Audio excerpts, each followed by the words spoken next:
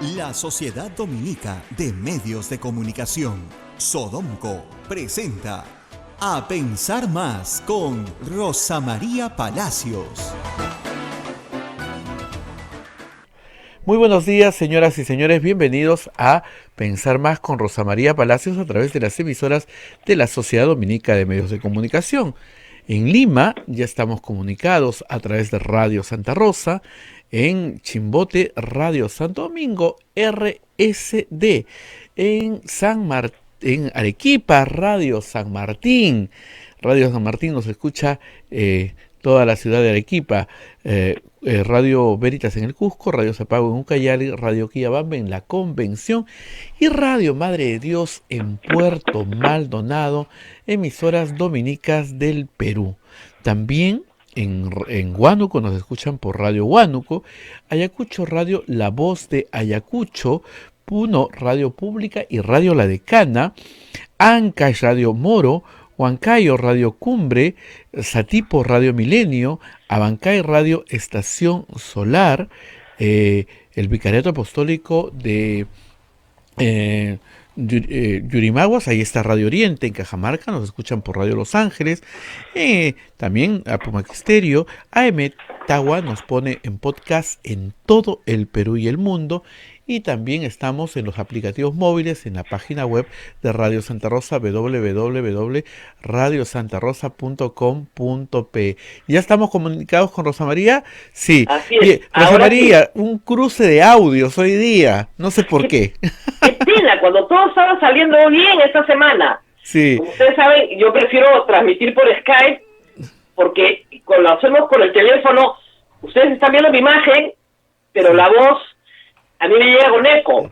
Entonces, bueno, pero de todas maneras, siempre estamos, ahí. como fuera, pero acá estamos. Así, Rosa María, permíteme decirte, hoy día es un día muy especial Sí. para la familia dominica. Estamos cumpliendo 480 años de la presencia dominica en el Perú. Hoy día 24 de junio, día de aniversario de la provincia dominica San Juan Bautista del Perú. Así es, porque hoy día es la fiesta de San Juan De San Bautista, una fiesta muy importante en la Amazonía peruana, donde nos escuchan. También es el Inti Raymi, se celebra el solsticio de invierno, y también es el Día del Campesino. Cuando nosotros éramos chicos, a ver, no me deja mentir, hoy día era feriado, por lo menos Claro. mediodía, hoy día es feriado. Pero ya no más.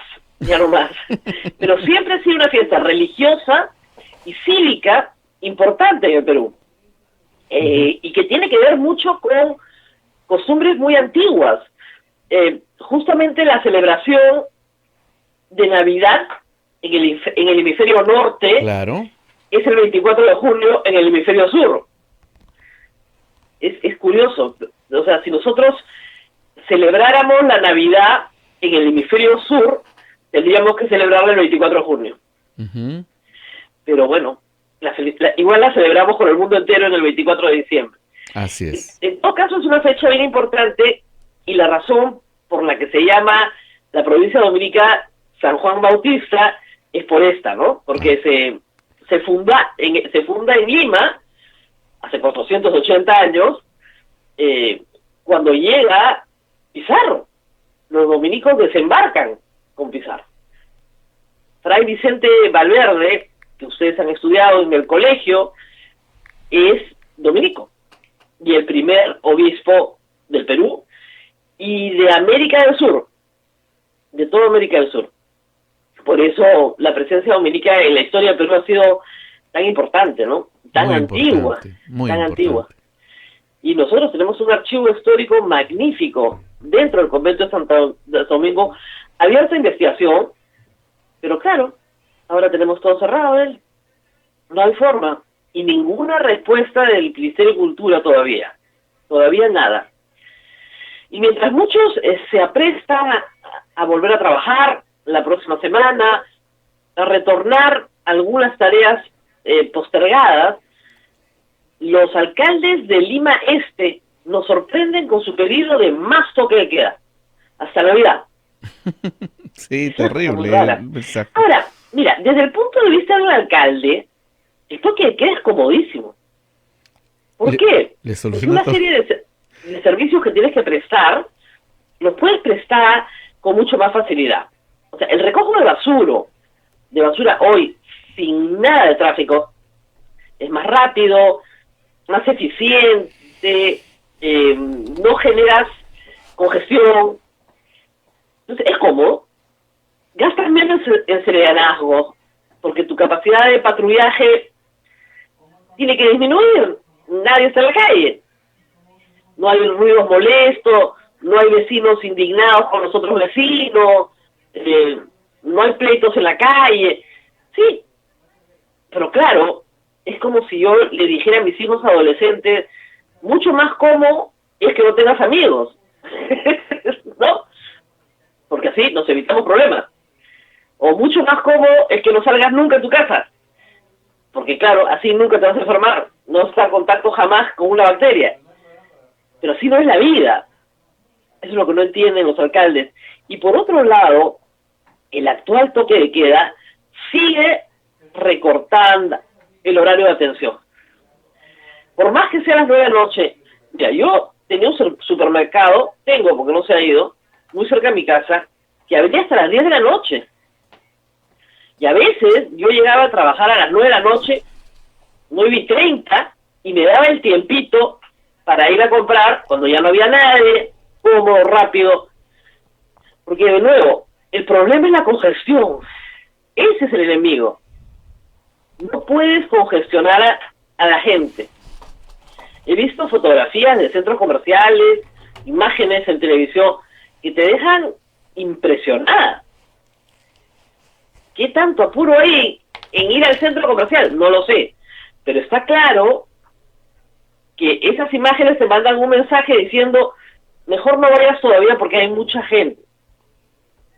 Y hay que esperar que, digamos, las personas que tenían alguna necesidad insatisfecha y que ya la han logrado satisfacer, descongestionen, ¿no?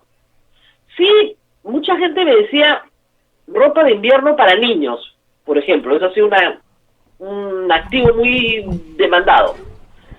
Y para adultos también, pero sobre todo para niños, porque los niños crecen, entonces ya no tienes. Entonces, sí hay algunos ítems que creo que sí van a ser muy demandados, pero hay que esperar. Porque el problema, una y otra vez, es la aglomeración. Hay que evitarla. Y alternativas de transporte público, ¿no? Ese es creo que el principal problema que vamos a tener la próxima semana. O sea, no te pueden decir que viajes sentado si no hay transporte público suficiente. ¿Cómo vas a viajar sentado? Y tú lo estás viendo, ¿no ves? Cuando vas a la radio lo ves en tu camino. Así es, así es, así es. Así es. Así Acá es. me dicen en casa, no saben la cantidad de buses repletos de la gente parada, que se supone, según la propaganda oficial, que no se puede hacer. Salvo que los pasajeros protesten y digan, no se sube nadie más. Pero tú sabes que a veces es bastante complicado, porque ya inicias una pelea, ¿no? Y la verdad es que el que conduce y el cobrador quieren tener lleno pues el bus. Es un problema. Los transportistas, sin mucha bulla, consiguieron ayer que se les considere por los días no trabajados. Por todo el tiempo, en estos 100 días, se estableció que solo iba a salir el 50% de la flota y el ministro de Transporte les ha ofrecido una compensación económica. No a la tarifa, ¿no?, sino al tiempo, a lo que sería el lucro cesante de los transportistas. Vamos a ver qué se concluye, porque eso tiene que ser llevado al Consejo de Ministros y financiado por el Ministerio de Economía y Finanzas. Pero no tuvo mucho impacto, ¿no?, a ver la huelga de transportistas ayer. No sé, yo no la sentí, o no fue muy cubierta tal vez. Sí, no se ha sentido mucho, en los paraderos sobre todo, ¿no? Pero Claro. después un poquito de aglomeración generó en algunos buses al inicio del día, ¿no? Y al término, pero después ha sido bastante tranquilo. Bueno, y ayer el presidente habló, ya no en Palacio de Gobiernos, desde el 8 de junio, ya no habla en Palacio de Gobierno, ha dejado un largo tiempo, pero fue en la recepción de una donación importante de 250 ventiladores, que es una buena denuncia para los estándares del Perú, es una buena donación que envió el gobierno de los Estados Unidos. Y ahí dijo que iba a hacer un balance. Y nosotros también hemos hecho el nuestro, breve. Vamos a ver cómo sale el balance de gobierno. Pero creo que es necesario volver sobre un punto que no ha sido nuevamente cabalmente entendido, que es el tema de la salud. La salud en la prestación, ¿no? En la atención a la salud. Porque no se conocen las reglas y porque el Estado está con la boca callada. Vamos a ver. Ustedes habrán visto este fin de semana, desde hace algún tiempo, pero sobre todo este fin de semana, personas de clase media que aparecen en televisión con cuentas fabulosas, fantásticas, de clínicas privadas. Y obviamente, usted dirá, ¡qué horror! $500,000 eso es una barbaridad, esto no puede costar, es horrible. Estas clínicas malvadas, buitres, ¿no? Aprovechando la necesidad. Vamos a poner las cosas en el contexto correcto, que creo que ha faltado. Muy bien. Según nuestra Constitución, la salud es un derecho. Ahí no hay discusión. Y el Estado está obligado a proveerla. Es decir, igual como en la educación, que la educación básica es obligatoria, la salud también tiene que ser cubierta por el Estado. ¿Para quién? Para todo aquel que no puede pagar un seguro privado. Y eso es más o menos el 97% de los peruanos. ¿Ok? Entonces, el Estado peruano ha diseñado una política pública que se llama Política de Aseguramiento Universal. ¿En qué consiste? Todo peruano tiene derecho a la salud. Pero el que lo asegura puede ser un ente distinto. Entonces empecemos por lo más chiquitito. Un grupo de peruanos contrata un seguro privado. ¿Muy bien? Luego, otro grupo de peruanos aporta a E-Salud, sus empleadores, el Estado y el trabajador. Porque es un sistema semipúblico tripartito. Muy bien. Ahí hay otro considerable porcentaje. Luego, tienes para las Fuerzas Armadas y Policiales su propia sanidad. Y finalmente, el grueso de la torta es aquella persona que no aporta salud, que no tiene seguro privado, no es de la sanidad de Fuerzas Armadas y Policiales. Ahí está, que te digo, 60-65% del país. El grueso del país está bajo la jurisdicción del MINSA, por ponerlo de alguna manera. ¿Y quién es el financista del MINSA? Se llama Seguro Integral de Salud, el SIS. El SIS tiene que pagar todas las prestaciones de salud del MINSA, todas, a nivel nacional. Entonces, cualquier persona tiene que acercarse a un establecimiento de salud pública y ser atendido. Esa es la base, ¿ok? Ahora, ¿qué sucede? Que el Estado no financia las prestaciones de salud. O teniendo, como veremos más adelante, el financiamiento para hacerlo, no lo ejecuta. Ni en infraestructura, ni en la prestación del servicio. ¿Ok? Entonces, no es que la salud no cueste. Cuesta. El Estado peruano más o menos gasta el 4% del PBI. Hay una asignación presupuestal grande para el sector salud. Sí cuesta. Hay que pagarle a los médicos, hay que comprar medicinas, hay que construir hospitales, se transfiere a las regiones para infraestructura. Muy bien. Entonces, reiteramos, cualquier persona entra a una atención de salud cubierto por el SIS seguro privado. ¿Muy bien? Ese es el sistema universal. Pero, con toda lógica, Salud dirá, yo cubro a los míos en los hospitales que yo tengo. Digamos, de primera intención. Luego, el CID dice lo mismo. Yo cubro en los hospitales del MINSA. Y los seguros privados cubren en las clínicas privadas. Perfecto. Ese es el sistema tradicional. Si usted tiene seguro privado y va a una clínica privada y está bien asegurado, lo probable es que usted pague una prima, un copago, que no pase del 10% de la cuenta. Claro, el 10% de la cuenta puede ser mucha plata también, pero usted lo pactó. Nadie le puso una pistola en la 100. Usted se sentó, discutió largamente, comparó, leyó la letra chiquita y sabe lo que le cubre y sabe lo que no le cubre. Un grupo de peruanos, parte de su pago a salud lo hace a un sistema de seguros que se llama EPS, donde la atención primaria, las capas básicas, se cubren con un seguro privado. Pero las capas complejas, las atenciones complejas, sí la tiene que cubrir salud. Muy bien, parece bastante sencillo.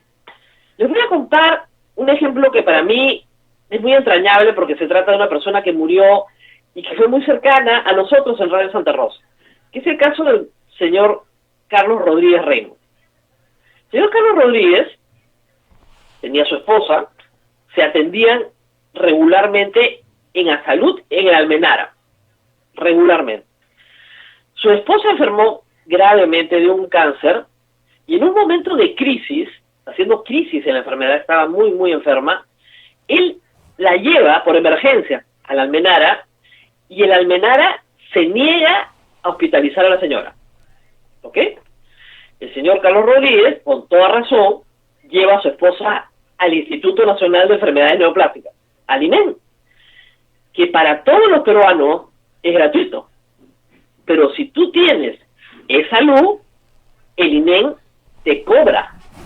¿Ok?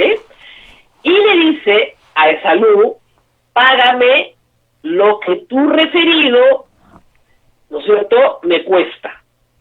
Muy bien. ¿Qué pasó?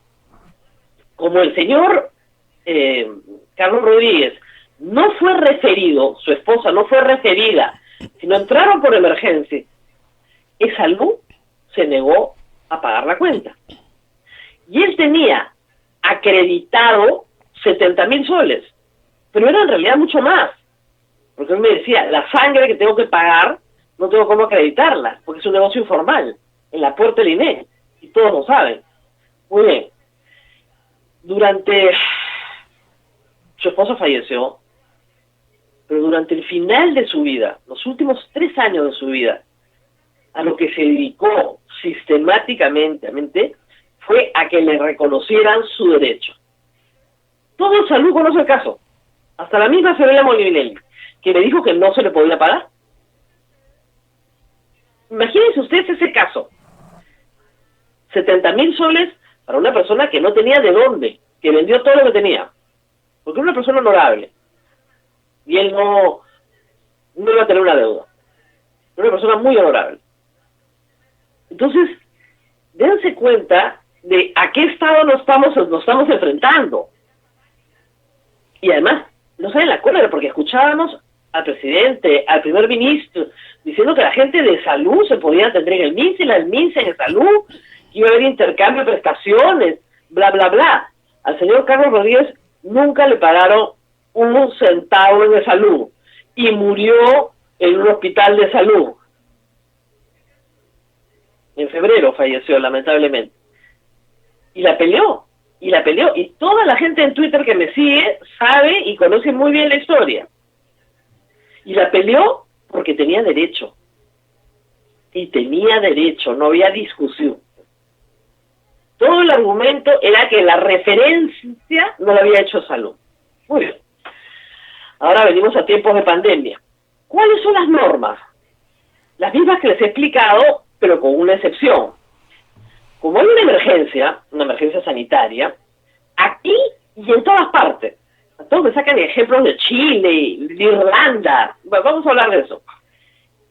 Cuando el Estado no puede prestar directamente el servicio a través de ninguna de sus redes, tiene que ir sobre la salud privada.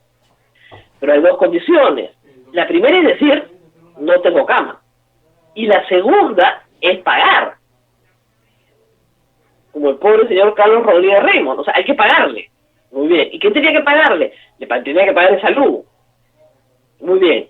Entonces, aquí el Estado dice, en el punto 1, ¿sí hay camas? Por supuesto que hay camas. Y en el punto 2, no pago nada. Entonces, ¿cómo van a haber transferencias? ¿Cómo se va a pagar? La persona que entra por emergencia, según la norma, y esa es ley también general, tiene que ser atendida de inmediato y ser estabilizada. Esa es la obligación de todo hospital, público y privado. Muy bien, porque lo primero es la vida. Estabilizas a la persona y luego la derivas al hospital donde su seguro, sea el SIS, sea de salud, sea de seguro privado, lo va a cubrir. ¿Ok? ¿Qué está haciendo de salud? ¿No te recibe la transferencia, pues? No te la recibe. No tengo espacio. Chao. MINSA, también no te recibo.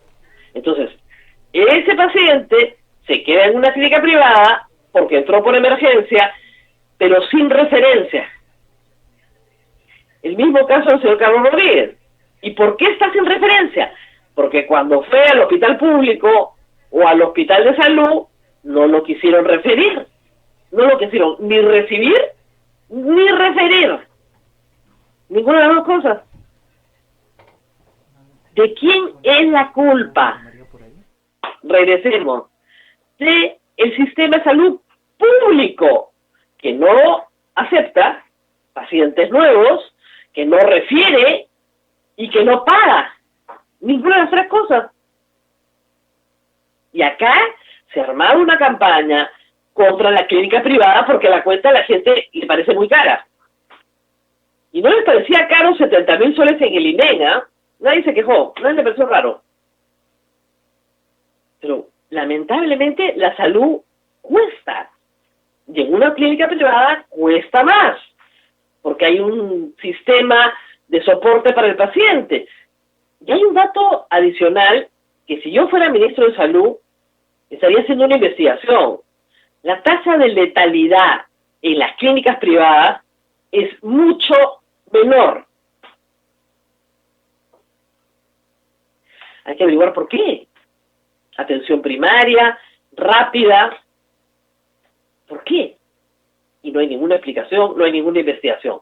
El ministro insiste en que las camas sobran y el ministro insiste en que el SIS tiene que negociar. Y se puede tomar todo el tiempo del mundo. Hace un mes pactaron en una mesa ya la tarifa. La clínica dijo, la Asociación de Clínicas Privadas dijeron, no hay problema, vamos a 90.000 soles por 21 días. ¿Ok? En cuidados intensivos. Y el gobierno dijo no, se paró la mesa y se fue. Cambiaron al jefe del SIS y se paró la negociación, porque el gobierno no tenía apuro, porque tenía la oferta cubierta. Porque en eso sí hay que ser bien claro. Si tú no tienes seguro privado y no quieres que el Estado pague, entonces tienes que pagar tú. Pero si el Estado te está dando una oferta gratuita y te vas a una pagada que no puedes pagar, no estás actuando de manera responsable. A mí mucha gente se molesta porque me dice, eso no es darse un gusto. Pero claro que sí, tienes un sistema público gratuito. No, yo quiero privado. Y tiene que ser gratis y tiene que ser al precio que yo diga o que yo pueda. Resultados. Hay 530 pacientes que debería cubrir el SIS, que no han pagado nada y se han ido bueno, supongo contentos porque se han sanado, y el CIS no quiere pagar en las clínicas privadas. Y no lo va a pagar. Como el señor Carlos Rodríguez, hay que sentarse a esperar. Hay otro grupo de pacientes que dice, yo sí quiero pagar, pero muy caro. Pero igual, el salud no quiere pagar. El CIS no quiere pagar. En el año del aseguramiento universal. Y lo que explicó el representante de las clínicas es que las garantías que normalmente la gente da, como firmar un pagaré, no tienen ningún valor porque no están respaldadas con patrimonio. Y las clínicas en realidad no pueden ejecutar esas garantías. Y si el paciente muere además, tampoco puede cobrar. Salvo que los herederos sean personas muy honorables que honren sus deudas, ¿no? Pero si no, no. Así es, Rosa María. Como dicen nuestros oyentes acá, lo que tendríamos que reclamar es al Estado que tengamos todos un seguro, una atención médica adecuada, decente. Eso es lo claro, eso es lo acá que lo están yo. poniendo. Pero obvio, acá la guerra es contra la clínica privada. Yo miro así y digo, pero qué tromes, ¿verdad? O sea, realmente el ministro de Salud y el primer ministro, campeones. ¿Qué tal psicosocial? Desvías toda la atención al que presta el servicio al 3% de la población. Uh-huh. Porque esta es una discusión de clase media. Esta no es una discusión de pobres. No lo es. ¿Y por qué las personas prefieren ir al servicio privado? Porque estamos viendo que se muere menos la gente ahí. Hay servicio privado de muy mala calidad, igual que en el sistema educativo, por si acaso. Y hay servicio público de estupenda calidad. Rebagliati es, en este momento, yo creo, lo mejor para COVID en el Perú. Pero mira hoy día la portada del Comercio. Personal de Rebagliati, soterradamente, le dice a los periodistas del Comercio que no tienen una cama más, que están a la máxima capacidad. Pero el Comercio quiere una declaración oficial y Prensa de Salud se niega a dársela. ¿Por qué? Porque el gobierno oculta ese fracaso, que no es un fracaso. En todos los países del mundo, sí, efectivamente, el Estado avanza sobre la clínica privada, pero pagando. Ahí me mandaban el caso de Irlanda, la nota salió en Caretas. Pero la misma nota dice que el gobierno de Irlanda ha dispuesto $4.000 millones para tratamiento COVID. Solo para COVID. $4.000 millones. Entonces, claro, si yo soy una clínica privada y el Estado ha dispuesto para tratamiento COVID $4.000 millones, por favor pase adelante. Ningún problema. Igual que en Chile. Miren, Piñera, que es de derecha, está tomando las clínicas en Chile. Pero paga. La clínica no tiene ningún problema. Y si el gobierno quiere poner un veedor al lado del director médico, perfecto. Ningún problema. Porque pagan la cuenta. El problema, regreso al señor Carlos Rodríguez, es que tú vas al sector que no te toca, te hacen pagar y el Estado no está detrás de ti. Uh-huh. Les digo, al señor Carlos Rodríguez murió 2 o 3 años peleando. Pobrecito, peleó hasta el último día.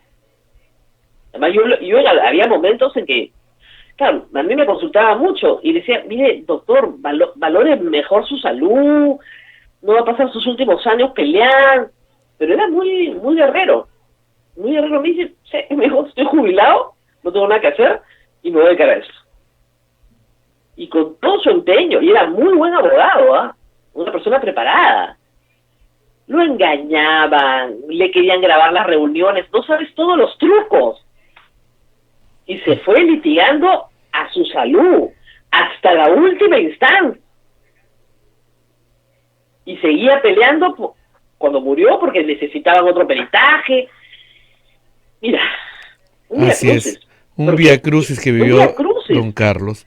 Rosa Buena María, persona. Ya Vamos estamos a en la la pausa. hora, sí, porque ya nos está esperando el doctor Pedro Cateriano. ¿Y vamos a poder resolver el tema del sonido o es imposible? No sé.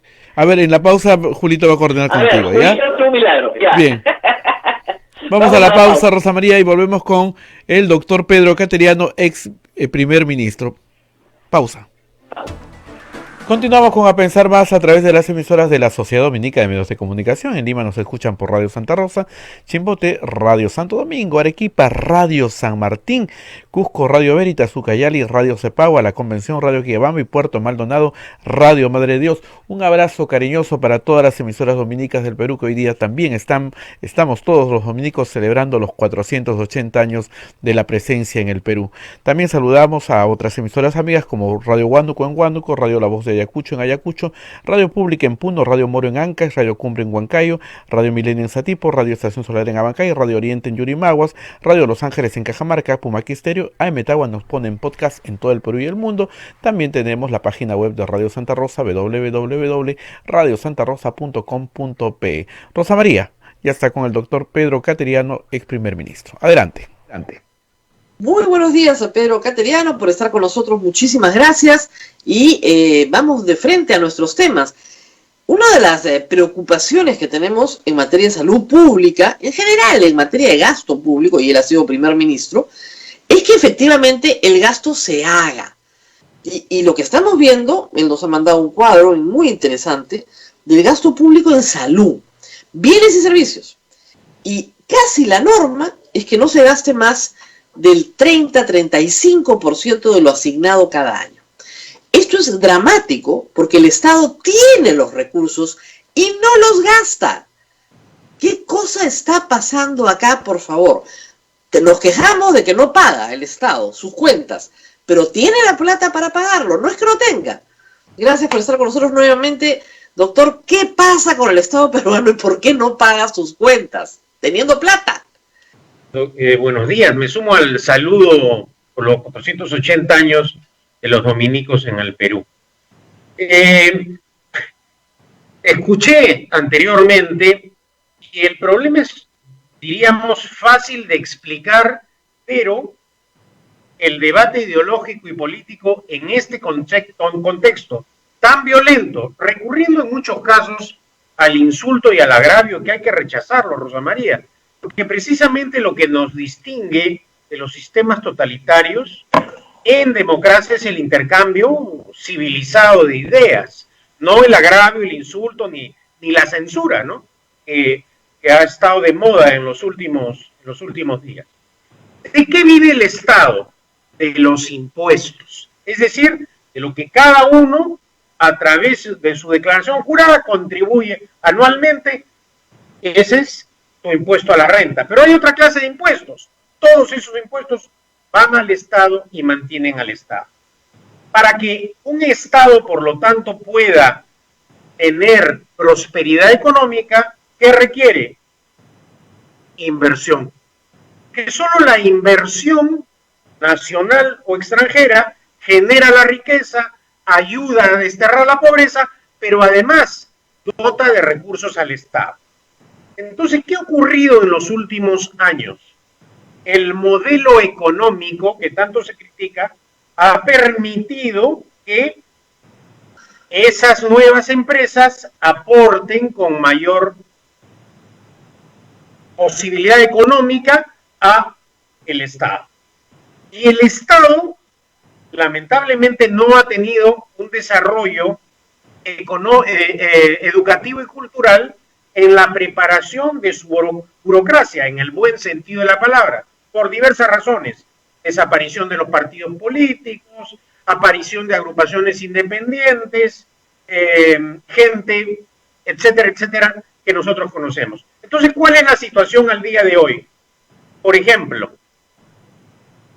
por concepto de canon minero, los gobiernos regionales tienen 12.000 millones de soles. Repito, 12.000 millones de soles sin gastar.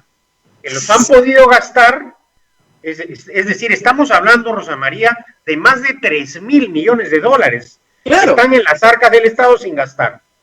Entonces, ¿quién es el responsable de esta negligencia en la ejecución presupuestal?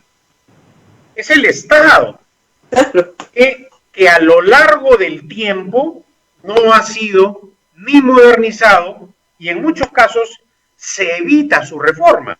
Por ejemplo, Rosa María, ¿por qué 8 millones de peruanos no tienen agua? ¿Por culpa de los privados que pagamos impuestos y mantenemos al Estado? No, porque hay un monopolio estatal en el agua que impide, repito, que 8 millones de peruanos tengan agua. ¿Por qué razón? Por prejuicios ideológicos y políticos. Por esa razón.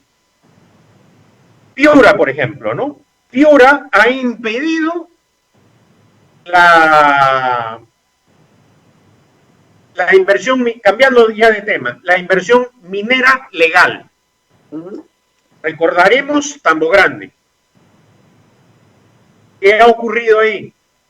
Se hizo una campaña que no íbamos a poder comer ceviche, que desaparecía el limón, pero se permitió la minería ilegal.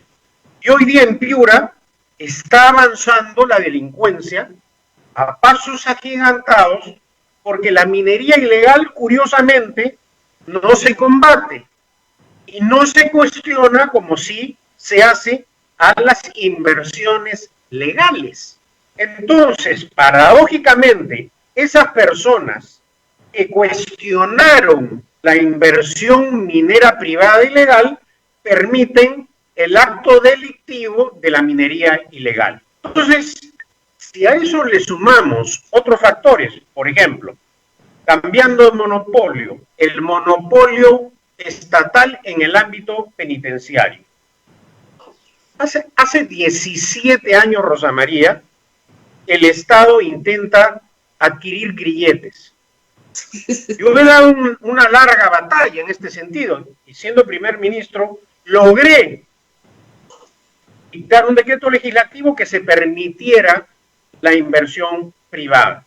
No para privatizar las cárceles, sino simplemente para que una empresa privada compre los grilletes y controle con un sistema de GPS dónde están los internos. De esa manera el hacinamiento se hubiese evitado y las detenciones preventivas también.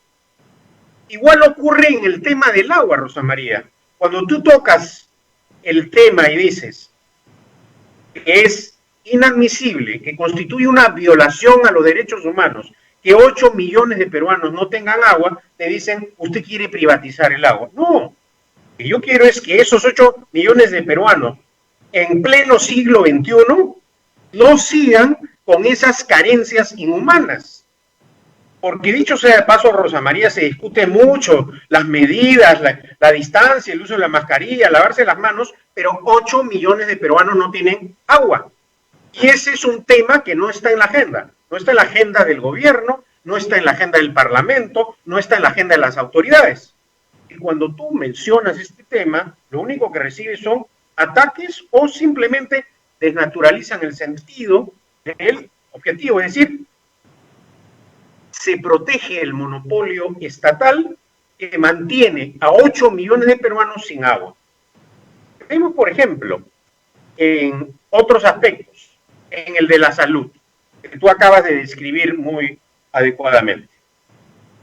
El Estado tiene los recursos para comprar medicinas, para adquirir camas, equipos, tomógrafos, lo que sea, pero no ejecuta ese dinero. ¿Por qué no lo hace? Porque hay unas fallas en el sistema. La gente cree que el sistema se arregla construyendo hospitales. Tampoco es así. Hay casos de hospitales, por ejemplo, hay un hospital en Huancayo que está construido pero que no opera porque no hay médicos, los médicos no aparecen de la noche a la mañana, las enfermeras tampoco, los técnicos, los radiólogos, es un proceso. Entonces no basta construir. Y es un tema también del sistema.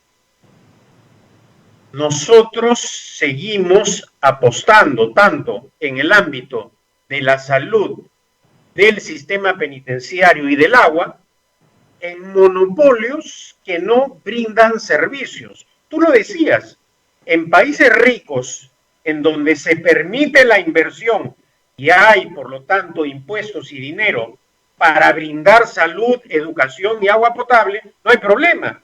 Pero curiosamente, los que bloquean las inversiones en el Perú, luego exigen pago de bonos, exigen pago de la salud, pero son los que se oponen a la generación de esos recursos que permiten el pago de los impuestos y el sostenimiento del Estado. Hemos visto, por ejemplo, a la señora Mendoza reclamar que se pague bonos a todos, bono universal, pero ella ha sido la que ha encabezado la paralización de las inversiones mineras, que son las fuentes que generan los recursos económicos y por lo tanto el pago de impuestos para que el Estado pueda dar salud, educación y agua potable. Entonces, acá hay, naturalmente, esto no va a solucionar la emergencia, pero esto es un debate que vamos a tener pronto en la campaña presidencial y electoral. Porque, Rosa María, también el problema de la memoria es muy frágil. Ya esa política económica estatista, el Perú la ha vivido con Velasco, que fue el que creó el Estado empresario en el Perú, que quebró durante el primer gobierno de Alan García, fue, diríamos, el éxtasis del estatismo en el Perú. Pactaba todo, regalaba todo a los amigos, etcétera, pero al final esa factura la tuvimos que pagar durante años y reconstruir el Estado. Eso hay que recordarlo, porque es muy fácil dilapidar el trabajo esforzado de muchos años. Ahora, yo quería preguntarle, porque usted ha sido primer ministro, en comunicación política siempre es útil tener un malvado al cual echarle la culpa.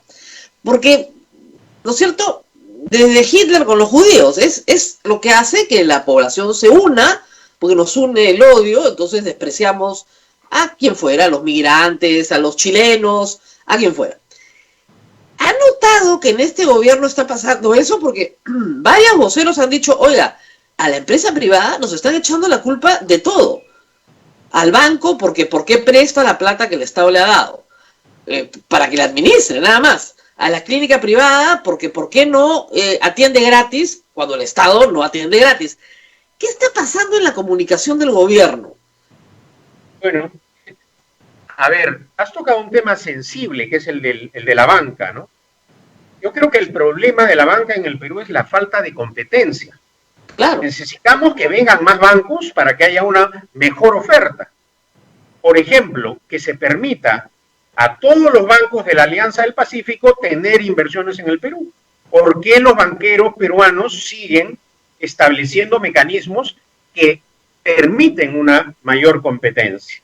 Ahí sí una seria crítica, porque precisamente estos defectos de la banca peruana, que no es perfecta, hay que decirlo claramente, Rosa María, se solucionan con más competencia. Ahora, creo que sí el gobierno en este aspecto, habiendo dictado las normas, tiene una cuota de responsabilidad, evidentemente, y no puede lavarse tan fácilmente las manos. Hemos visto claro, las normas las hizo el decreto legislativo, lo ha hecho el gobierno, no los bancos, y los bancos han cumplido con lo que dice el decreto legislativo en las condiciones firmadas por el decreto legislativo. El primer ministro no puede salir a decir no han debido darle a tales o cuales empresas si eso no es lo que dice el decreto legislativo. Pero lo dice, por esa razón digo que la responsabilidad es del gobierno que dictó la norma. Tanto el funcionario público como las empresas privadas aplican la norma. Claro. Ahora, evidentemente, el objetivo de la norma era inyectar recursos económicos para el funcionamiento de las empresas. Pero eso tampoco se ha dado, ¿no es cierto? Porque algunos empresarios han usado ese... No tengo la información oficial, simplemente recojo lo que dice la prensa. supuestamente para liquidar personal, y que ese no era el objetivo de la norma, según el primer ministro. Bueno, eso se debe haber planteado en la norma, pero como no se precisa en la norma, se aplica con el criterio que posibilita la redacción de la ley, ¿no? Así es. El problema es que hemos notado también en estos 100 días que se está legislando por entrevista, ¿no? Por fe de rata, por comunicado, legislando, y las personas tienen que establecer cuáles son sus derechos y obligaciones tratando de leer qué dice el ministro, lo cual es una forma muy extraña, ¿no? De por lo menos establecer. Pero en términos generales, el Congreso, por ejemplo, ha usado el argumento de la emergencia para violar grotescamente la Constitución. Por supuesto. Bajo ninguna situación la Constitución pierde su vigencia.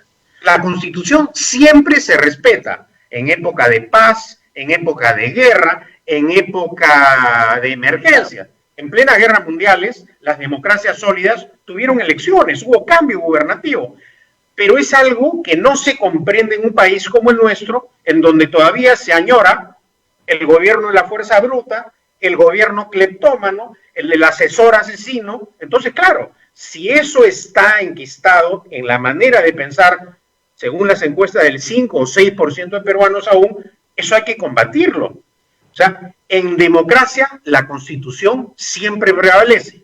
Naturalmente hay un régimen de excepción que establece el estado de emergencia y el estado de sitio o de alarma, que ya es el extremo en donde se fijan los derechos que están vigentes, que no hemos llegado a ese extremo, que sí ha ocurrido, por ejemplo, en España, ¿no? Claro. En España sí. Nosotros solo suspendemos 4 derechos. Esto hay que repetirlo, porque lamentablemente una visión muy militarizada también de la comunicación hace creer a las personas que ya no tienen ningún derecho. Y mucha gente me lo dice, no, es que ya perdimos todos los derechos, estamos en estado de emergencia. Entonces uno dice, pero... En democracia la persona no pierde derechos. No pierde derechos, pues se suspende o restringe en la medida en que sea razonable para combatir la razón por la cual se declaró el estado de emergencia. Exactamente. Si no, tienes todo el derecho a poner un habeas corpus en el Perú. Por libertad de tránsito, vas y pones tu habeas corpus. Pero el problema es que mucha gente no lo sabe y que el gobierno quiere que no lo sepas. Eso es lo más interesante, ¿no? Porque los mecanismos de represión social están ahí por algo. Pero sí, hay una comunicación tal vez extraña desde la política ideológica. ¿Cree, como han dicho algunos, que hay un sesgo ideológico en el gabinete? Bueno, evidentemente no estamos ante un gobierno que tiene, diríamos, unidad de criterio ideológico ni político. El presidente no tiene partido. Es primera vez en nuestra historia que el gobierno no tiene bancada parlamentaria. Entonces, es una situación totalmente anómala, excepcional. Tampoco tiene cuadros técnicos. Entonces, la manera de operar políticamente, en el buen sentido de la palabra, es muy complicada para el gobierno, naturalmente, ¿no? Ahora, hablando ya de salud y del cuadro que me ha mandado, que lo podemos poner en pantalla para que el público lo vea, esto incluye también otros gobiernos, no este. Dicho sea de paso, Rosa María, cualquier persona puede acceder al portal público del MEF, el amigable del MEF, y día a día revisar y hacer el seguimiento de la ejecución presupuestal, ¿no? Claro. Y ahí sabemos... Claro, pero ¿cuáles son? Usted ha sido ministro también de Defensa. ¿Cuáles son las dificultades para gastar? O sea, ¿dónde está el problema? Ya tengo la plata, ya me dieron el presupuesto. Por ejemplo, en medicinas, 200 millones de soles, solo para medicinas. Eso debería alcanzar para que todo peruano tenga sus medicinas en COVID. Y en otras cosas también. 200 millones se han gastado solamente, 16% hasta el momento. 16% en plena emergencia. ¿Dónde está el problema? Hay muchas razones, Rosa María, ¿no? La primera de ellas diría el problema político. En el Perú, la judicialización de los procesos de compra nos han llevado a este estado. Muchos funcionarios públicos por temor a las investigaciones, a las persecuciones fiscales y judiciales, dice, los ministros pasan, yo me quedo. Y defienden pues su sueldo. Mientras Chile, desde que recuperó la democracia, para que tengas una idea, ha tenido 15 ministros de salud solamente, nosotros hemos tenido un rosario de ministros. Solo en este gobierno, 7 ministros de salud. Entonces, esta inestabilidad política no conduce a nada. Los parlamentarios creen que los problemas se solucionan censurando ministros o tumbándose ministros. Y eso lo único que genera es inestabilidad política. Y esa inestabilidad política afecta directamente al sector. Yo pude hacer algo en el Ministerio de Defensa porque modestamente he sido el que más ha durado en el cargo, cerca de 3 años, superando 2 interpelaciones. Y bueno, usted sabe, Rosa María, cómo me querían los fujiapristas. Entonces, pero a pesar de eso, hubo un sistema, un mecanismo para poder adquirir las necesidades de las Fuerzas Armadas, y las Fuerzas Armadas hicieron sus compras. Ahora, el costo ha sido también persecución fiscal y judicial y política durante 8 años. Hasta ahora, los apristas y fujimoristas dicen que el satélite está fallado, que los aviones no funcionan, pero hemos visto que en las 2 emergencias, Rosa María, en la ocurrida durante el fenómeno del Niño, en la época de Kuczynski, y actualmente en pleno coronavirus, los aviones de la Fuerza Aérea, los equipos del Ejército y de la Marina, que se adquirieron o que adquirieron las Fuerzas Armadas durante mi gestión, son los que están soportando esta emergencia. Entonces, si a eso le sumamos una ley de contrataciones absurda, un mecanismo de control que no es moderno, acorde a las circunstancias, todo esto deriva en un caos institucional. Y finalmente, liderazgo político. Es decir, si uno no tiene ningún temor, si ha actuado respetando la ley, te van a revisar tus cuentas, te van a leer tus correos electrónicos, ¿no? Van a inmiscuirse en tu vida privada, pero no van a encontrar nada si has actuado honestamente. El que actúa deshonestamente huye o se pega un tiro, pero el que actúa con honradez responde ante la justicia. Entonces, el temor de tomar decisiones es otro factor que influye en esta situación, obviamente. Para eso se requiere naturalmente un liderazgo político, Rosa María. Pero aún así, digamos, gastar el 35% del presupuesto público en salud, habiendo tanta necesidad, no tiene lógica política. Es decir, si yo quiero congraciarme, ¿no es cierto?, con mi electorado, con el pueblo, le doy más servicios, le doy más atención. ¿Por qué me retraigo de darle algo, un bien, que va a ser muy apreciado por la gente? Porque también no hay equipos técnicos. ¿Qué ocurre en los gobiernos regionales? Porque el problema no es del gobierno nacional, Rosa María. También esta situación es aplicable, y diría en mayor grado de responsabilidad, los gobiernos regionales y municipales, ¿no? ¿Qué ocurre? Hay una alta rotación de la burocracia. En cada elección, el partido que gana o la agrupación independiente coloca a sus amigos. Y luego, mientras llega el otro, coloca pues a empenados, amigos, compadres. A la hora que las papas queman, los compadres pueden tocar la guitarra, tomar el ron o beber la cerveza o llevarle los chicharrones para tomar desayuno todos los días con huevo frito y camote. Pero eso no soluciona el problema. Se requiere también una capacidad técnica, una experiencia en el manejo de la cosa pública para gobernar. Hay políticos que ganan el debate en el Parlamento con insultos, agravios, persecución. Pero a la hora que pones a esos políticos a manejar, a administrar la cosa pública, simplemente son nulos, son incompetentes, son matones en el diálogo político, en el agravio, en el insulto, pero absolutamente ineficientes. Y me refiero con nombre propio a los fujiapristas, 21 años en el poder. entre los dos. Y ahora se arrogan todavía, claro que tienen la libertad de criticar, ¿no?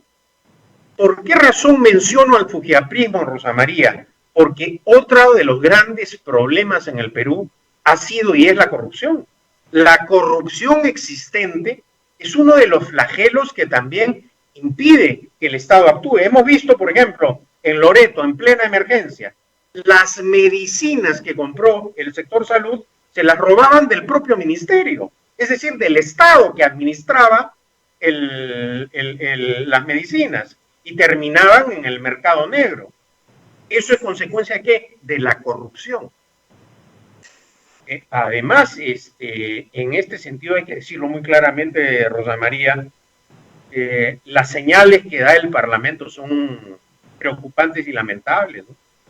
El Parlamento actual tiene efectivamente un enfoque ideológico por el cual, como yo digo, la Constitución les da lo mismo, ¿no? Violar contratos es normal, violar todos los contratos les parece normal, pero compromisos hay también internacionales, ¿no, Rosa Sí. María? Porque el Perú, para poder ampliar su mercado internacional, su comercio internacional, ha firmado tratados de libre comercio que son compromisos No que tienen está de- vulnerando el Congreso. Entonces, claro, a la marcha, mediante la fuerza bruta de los votos, se pueden conseguir las cosas. Pero el proceso de destrucción de la confianza en economía es letal. Destruir la confianza a nivel internacional de un país es muy fácil. Eso lo hizo Alan García. Alan García, en su primer gobierno, dijo, no vamos a pagar la deuda externa. Entonces, el país se desacreditó rápidamente. ¿Cuántos años se demoró el país en reconstruir ese proceso de destrucción de Alan García? Décadas. Ahora vamos a aplicar la misma medicina para destrozar la reputación internacional del país. Bueno, la gente tiene en sus manos esa potestad, porque los parlamentarios no llegan automáticamente, no caen por derecho divino a ocupar una curul en el Congreso, son elegidos. Entonces, también acá hay una cuota de corresponsabilidad, y es que el ejercicio de un derecho también implica una obligación, Rosa María, ¿no? La Ahora, obligación es... de elegir bien, pero el discurso de mano dura gusta, pero claro Sí. que gusta. El congresista Sí. más votado del Perú ha sido el señor Urresti, que no tiene problema en violar la Constitución, ningún problema en votar por la ley de peajes o los colectiveros o Dios sabe qué más, lo que usted le ofrezca, él está ahí. El A ver, problema- Rosa María, el tema de la mano dura, esa es, diríamos, un rasgo distintivo de las democracias latinoamericanas. No solo es un problema del Perú. ¿Por qué razón? Porque precisamente la democracia como forma de gobierno no ha tenido una larga vigencia en el tiempo en el Perú y en otros países de América Latina. Las dos excepciones, Costa Rica y el Uruguay, que precisamente en esta pandemia son los países que hasta el momento han manejado mejor la crisis. de lejos, Entonces, de lejos. ¿qué es lo que ocurre en realidad en el Perú? No hay pues una cultura democrática y una conciencia constitucional. La gente cree que metiendo a la prepo la orden, mediante la mano dura se solucionan los problemas. Y eso no es así. Es como, por ejemplo, ¿no? Si vemos en un hogar que hay un lío, pretendamos meternos a esa casa y poner orden, ¿no? No, señor, hay unos derechos, hay un marco jurídico, hay un orden constitucional que hay que respetar. Y este Parlamento en ese sentido no da esas señales claras, por el contrario, da señales que alarman, como por ejemplo, ya han pasado algunos meses y mantienen en sus cargos a estos fiscales supremos, que todo el país, Rosa María, escuchó esos diálogos telefónicos con códigos mafiosos, de los libritos, que mándame los libritos, que 500 verdes, que los libritos, mafia pura, enquistada en la Fiscalía de la Nación. Y este Congreso no ha hecho absolutamente nada, se ha dedicado a otras cosas, ¿no? Pero ese caso Y hay que decirlo también, y lo digo con lástima, la Junta Nacional de Justicia está absolutamente pasmada, Rosa María. Gran responsabilidad de la presencia mafiosa en la dirección de la Fiscalía de la Nación. La responsabilidad actualmente la tiene la Junta Nacional de Justicia y obviamente el Parlamento. Obviamente el Parlamento, con estas triquiñuelas que justifica la señora Marta Chávez, encubriendo actos delictivos realizados con también la acción pasiva de la Corte Suprema. Dicho sea de paso, Rosa María, ya que mencionamos a la Corte Suprema, la Corte Suprema es el ejemplo que aumentando sueldos no se logra calidad. Nunca hemos tenido en nuestra historia republicana mejores jueces supremos pagados. Sin embargo, el trabajo de esta Corte Suprema que tenemos el día de hoy es absolutamente vergonzoso. Y lo digo porque ¿qué cosa es lo peor que le puede ocurrir a un país, a una democracia? En pleno Estado de Derecho se fugue un vocal de la Corte Suprema. Y eso ha ocurrido en el Perú. Y hemos pasado la página muy rápidamente. No, eso no se puede perdonar. Ese es un escándalo que en cualquier lugar del mundo causaría una indignación nacional permanente. Que se fugue un vocal de la Corte Suprema. ¿En dónde estamos? ¿Cuáles son los límites? Entonces, esa es tarea del Parlamento y esa es tarea de la Junta Nacional de Justicia, que están absolutamente pasmados, para emplear un término, digamos, diplomático, Rosa María. Bueno, no hemos dejado, como dicen, títere con cabeza. Hemos pasado por el Ejecutivo, por el Legislativo, por el Judicial. Faltarían los organismos autónomos, el Tribunal Constitucional. Ahora viene la elección del nuevo jefe de la OMPE. Ojo, hay que estar vigilantes. Viene una nueva elección de Tribunal Constitucional también. Por lo menos se han aprobado criterios meritocráticos. Ya eso sería un avance, porque parecen olvidar en el Congreso que un Congreso cayó por el tema del Tribunal Constitucional, por no permitir transparencia en la elección. ¿Habrán aprendido la lección? Porque las señales vienen muy malas, ¿ah? Muy malas. Ayer revisé rápidamente el dictamen. Se ha incluido un aspecto que considero que es fundamental: la aprobada trayectoria en defensa del orden constitucional que debe tener un magistrado del Tribunal Constitucional. Es decir, un abogado que colaboró con la dictadura, que fue instrumento de manipulación legal, de entuertos, de actos de corrupción, no debería llegar al Tribunal Constitucional. Se supone que al Tribunal Constitucional deberían llegar juristas con una trayectoria reconocida por la comunidad a cumplir un papel importantísimo: la defensa del orden constitucional y el control de la constitucionalidad de los actos. Y en ese sentido, ya sabemos las consecuencias de lo que implica elegir magistrados con intereses subalternos y absolutamente sometidos al poder político. Claro, pero el problema es que el Congreso nos está dando muchas señales de que eso vaya a cambiar. Por ejemplo, en el tema de la inmunidad parlamentaria, otra de las razones por las cuales el Congreso pasado cayó, por no querer respetar la reforma política propuesta por el Ejecutivo, reforma apoyada por la población. Sin embargo, sobre el tema de inmunidad parlamentaria, parece que no va a pasar nada. Y además, hay plazos que están corriendo. Rosa María, tú has sido ahorita sumamente clara, ¿no? ¿Por qué la indignación de la gente? Porque estas no solo son propuestas del gobierno, estas son propuestas de una reforma política con las cuales algunos podrán estar en desacuerdo, pero que han sido aprobadas por el pueblo mediante un referéndum. Entonces, una de las razones del desprestigio acelerado del Congreso disuelto fue precisamente el hecho de desconocer el mandato popular.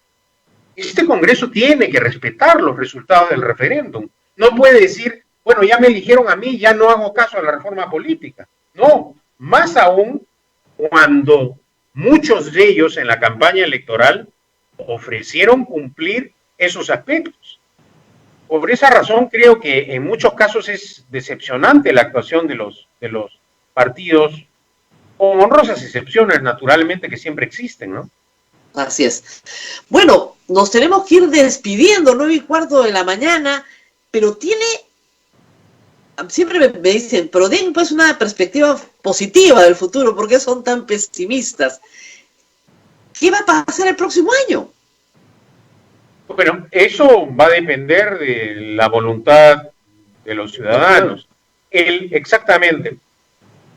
El Perú tiene inmensos recursos para progresar. Es simplemente una decisión de escoger a la agrupación y gente adecuada y de aplicar políticas adecuadas. La magia en política no existe. Sí existe la demagogia. Y ya conocemos, Rosa María, a dónde nos conduce la demagogia. Eso es. Pero la demagogia gusta, es como un enamorado que te saca la vuelta pero que te dice cosas bonitas. O sea, la gente quiere escuchar las cosas bonitas aunque sepa que el enamorado te va a sacar la vuelta de todas maneras. Somos una novia ilusionada. Pero también los golpes ayudan a volver a la realidad. Entonces, por eso te digo, es muy fácil insultar, agraviar, ofrecer, regalar, pero al final alguien paga esa factura. Alguien la paga. Sí, al final la pagamos y ese alguien es siempre la espalda del pueblo, ¿eh? No hay forma de que no la pague el contribuyente. Exactamente. De una forma u otra, con el mal servicio o con impuestos, con una de las dos, pero con alguna. Muy bien, lo veo muy bien de salud, ¿ah? Bueno, felizmente, toco madera, a pesar de los malos deseos de los adversarios. Claro, pero bien encerrado. Bueno, ya estoy saliendo a caminar, a aprovechar también para mantenerse en forma, porque si no, y en eso hay que ser respetuosos también, Rosa María, ya que tocas el tema. Por ejemplo, ayer salí a ayudar a caminar a mi padre, que tiene 93 años, acaba de cumplirlos. Y bueno, la gente que tiene perros con todo derecho que saque a sus mascotas, pero hay mascotas que deberían andar con correa, no dejarlas sueltas en el parque y afectar a las personas de edad o a los niños, ¿no? Pero sí, nos lavamos las manos, Rosa María, con jabón, esa es la despedida. Claro, el respeto al otro es un problema siempre bien grave en una sociedad que no aprende las reglas de convivencia, ¿no? Y es complicado. Pero y es muy claro, Rosa María, nuestro derecho termina cuando comienza el derecho ajeno. Entonces, la única manera de cohabitar pacíficamente en democracia es respetando las normas y las leyes. Así es la única manera. En fin, muchísimas gracias. Rosa María. Pregunta del público, a ver, dale.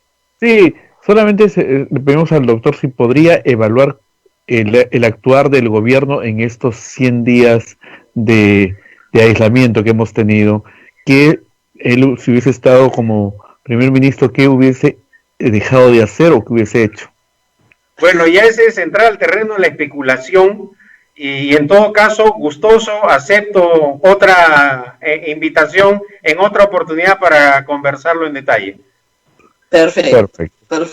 Muy bien, muchísimas gracias al doctor Pedro Cateriano por estar esta mañana con nosotros, recordándonos las cosas fundamentales también de la Constitución que a veces olvidamos. Y Abel, nos vamos despidiendo. Nos vamos despidiendo, Rosa María, invitarles a todos nuestros oyentes que hoy día a las 7 de la noche tenemos la misa por los 480 años de nuestra provincia.